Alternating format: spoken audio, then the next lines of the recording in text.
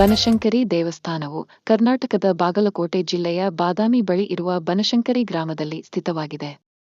ಇದು ದಕ್ಷಿಣ ಭಾರತದ ಪ್ರಸಿದ್ಧ ದೇವಾಲಯಗಳಲ್ಲಿ ಒಂದಾಗಿ ಪರಿಗಣಿಸಲ್ಪಡುತ್ತದೆ ಮತ್ತು ಮೂಲತಃ 7ನೇ ಶತಮಾನದ ಚಾಳುಕ್ಯ ರಾಜವಂಶದ ಅವಧಿಗೆ ಸೇರಿದ್ದು ಶ್ರೀ ಬನಶಂಕರಿ ದೇವಿಗೆ ಮೀಸಲಾಗಿರುವ ಪ್ರಾಚೀನ ದೇವಾಲಯವಾಗಿದೆ. ಈ ದೇವಾಲಯದ ಇತಿಹಾಸ, ಆಧ್ಯಾತ್ಮಿಕ ಮಹತ್ವ ಮತ್ತು ಸಾಂಸ್ಕೃತಿಕ ಪರಂಪರೆ ಭಕ್ತರನ್ನು ಆಕರ್ಷಿಸುತ್ತವೆ. ದೇವಾಲಯದ ಇತಿಹಾಸ ಮತ್ತು ಮೂಲಗಳು. ಬನಶಂಕರಿ ದೇವಿಯ ಪ್ರಥಮ ಉಲ್ಲೇಖವು 7ನೇ ಶತಮಾನಕ್ಕೆ ಸೇರಿದ್ದು ಪ್ರಾರಂಭಿಕ ಚಾಳುಕ್ಯ ಸಾಮ್ರಾಜ್ಯದ ಕಾಲದಲ್ಲಿ ಈ ದೇವಾಲಯವನ್ನು ನಿರ್ಮಿಸಲಾಗಿತ್ತು.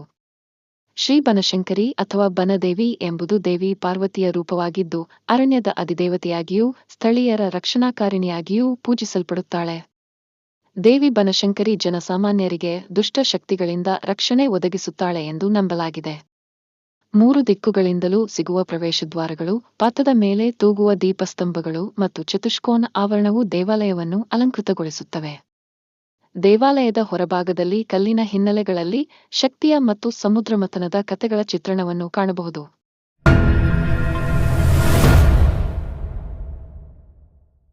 ದೇವಿಯ ನಾಮ ಮತ್ತು ಮಹತ್ವ.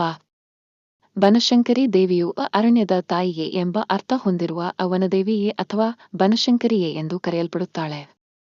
ತಾಯಿಯ ರೂಪದಲ್ಲಿ ಪೂಜಿಸಲಾಗುವ ಈ ದೇವಿ ಮಕ್ಕಳ ಆರೋಗ್ಯ ಮತ್ತು ಕುಟುಂಬದ ಕಲ್ಯಾಣಕ್ಕಾಗಿ ಜನರಿಂದ ವಿಶೇಷವಾಗಿ ಪೂಜಿತಳಾಗುತ್ತಾಳೆ. ಬನಶಂಕರಿ ಜಾತ್ರೆ. ಮಕರ ಸಂಕ್ರಾಂತಿ ಸಂದರ್ಭದಲ್ಲಿ ಬನಶಂಕರಿ ಜಾತ್ರೆ ಅತ್ಯಂತ ಪ್ರಸಿದ್ಧವಾಗಿದೆ. ವರ್ಷದ ಈ ಸಮಯದಲ್ಲಿ ದೇವಾಲಯದಲ್ಲಿ ಹೆಚ್ಚಿನ ಜನಸಂದಣಿ ಕಾಣಸಿಗುತ್ತದೆ.